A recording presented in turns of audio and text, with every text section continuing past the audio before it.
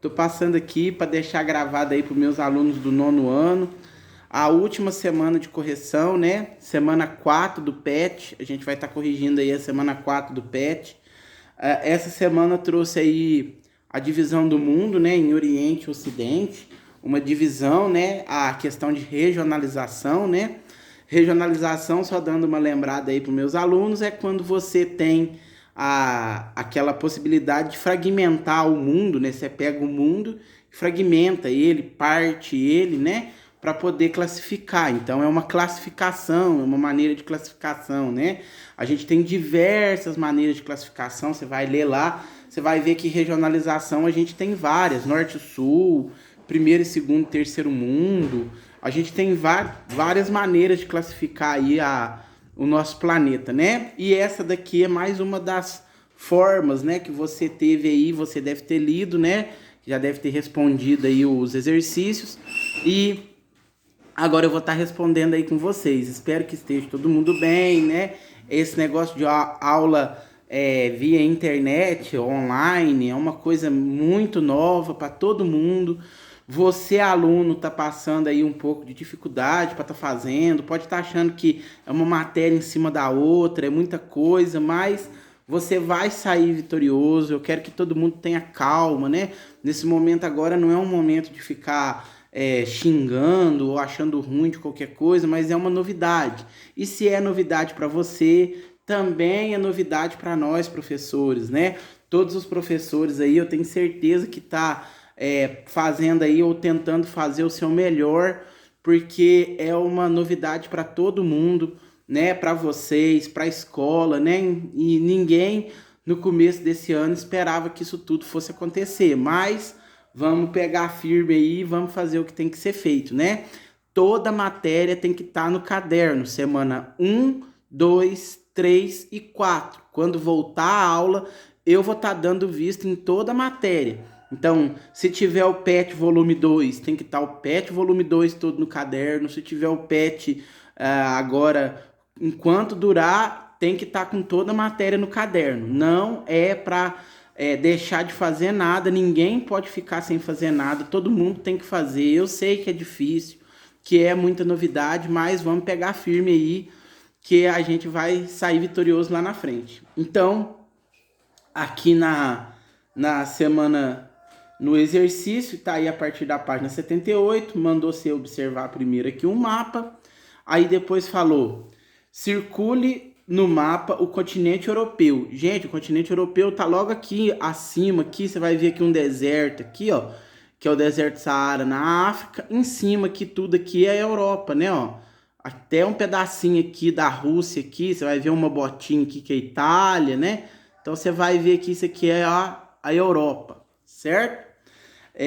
B. A partir da localização do continente europeu, de que forma esse mapa poderia ser usado para legitimar a hegemonia europeia? Esse mapa podia ser usado aumentando ali, ampliando, né? Porque a Europa está praticamente aqui no centro do mundo, né? Quando você pega aqui, você olha, você vê que no meio, praticamente aqui no marco zero aqui, né? Ó, no meridiano de Greenwich, você vai pegar aqui a Europa, né? Centralizada, né? Então, ela parece que está dando uma conotação para a Europa, né? C. Quais continentes você escolheria para colocar no centro do mapa, para alterar a hegemonia europeia? Você poderia colocar a América, né, por causa dos Estados Unidos, que é aí hoje a maior potência mundial, ou você poderia também colocar aí a Ásia, né, que tem a China, que hoje também está despontando.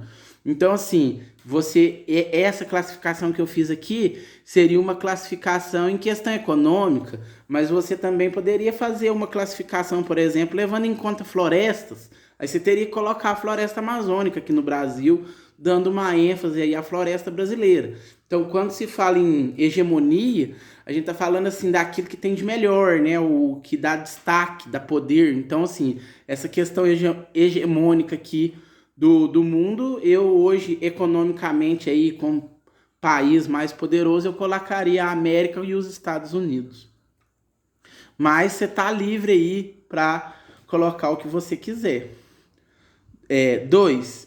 de que maneira os momentos históricos vividos pela sociedade interferem no espaço do globo terrestre.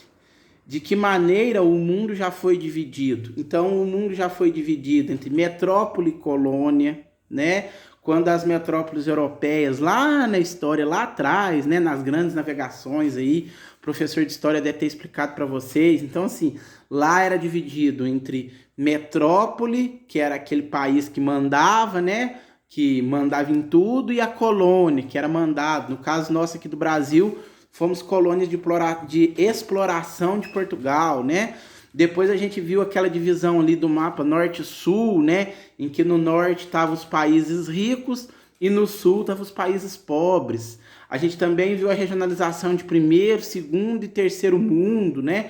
Classificando ali. Outra classificação possível é país desenvolvido e país subdesenvolvido. Então, assim, no meio a gente teria um país em desenvolvimento, como é o caso do Brasil. Então, a gente tem diversas maneiras que a gente pode estar classificando aí o mundo, né? A 3 e a 4 tá trabalhando uma chargezinha, eu adoro charge, vocês sabem muito bem disso. E vamos dar uma olhada aqui, né? Ó, olha aí para você ver a bota do colonizador, né? O índio perdido, coitado. Essa bota aí quer dizer que ele entrou varrendo tudo, né? Praticamente foi um período em que, principalmente para quem foi colônia de exploração, como é o caso do Brasil, foi duramente massacrado em todos os ciclos. O português queria dinheiro, dinheiro, dinheiro, queria fazer riqueza, ficar rico. Então, em todos os ciclos exploratórios, o Brasil foi duramente castigado, né? E o primeiro povo que foi castigado, sem dúvida nenhuma, foi os nativos, né? Foram os índios. Olha aí para vocês verem, quando o colonizador chegou, a bota dele chega solando tudo, né? Então, 3. Qual a relação estabelecida entre os povos quem são esses povos? Então, do lado de cá da bota é os portugueses, do lado de cá é os nativos, né? O colonizador e o colonial aqui, o que foi colonizado, né? Então, assim, esse povo que foi colonizado aqui sofreu bastante, né? Praticamente, quase que chegou ao extermínio dos povos indígenas brasileiros, né? Tem uma estimativa que existia 5 milhões de indígenas no Brasil. Hoje a gente não tem nem 1 milhão de indígenas. Então, assim, foram duramente castigados. E a gente ainda está vendo querendo diminuir reserva indígena. A gente tem visto aí várias contradições até hoje, né?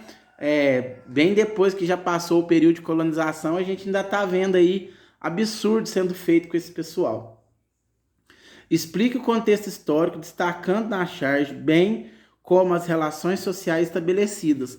Essas relações sociais aqui é a relação do povo que chegou, né? Que era aí os donos de tudo, né? Eles chegaram achando que era dono, dividiu lá num tratado absurdo chamado Tratado de Tordesilhas, e eles chegaram achando que era dono da terra, né? Para explorar, foi duramente explorado. O Brasil mesmo foi um país que foi duramente explorado. A gente pode falar também das colônias espanhóis, que também foram colônias praticamente de exploração. Eles mudaram um pouquinho lá o sistema, mas também foi muito duramente explorado. Então, a relação social que existia aqui era de servidão, né? Tanto é que quando eles viram que os índios não trabalhavam de escravo, rapidamente trouxeram os africanos, né? Para ser os escravos, a base do trabalho brasileiro. Então, infelizmente, foi uma relação aí de bastante abuso, de bastante... vamos colocar assim, foi estabelecida uma relação não muito amigável, né? E eles eram explorados, né? Duramente explorados. 5. Na perspectiva da geografia, qual o meridiano que divide a Terra em Oriente e Ocidente, ou seja, em Leste e Oeste? Escreva qual ou quais porções pertencem a cada continente. Então, se você... o meridiano de Greenwich. O meridiano de Greenwich, ele divide a Terra, né, em leste e oeste.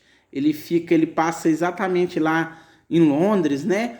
E foi feito através de uma convenção. Então, através dessa convenção, a Terra ficou dividida em leste e oeste.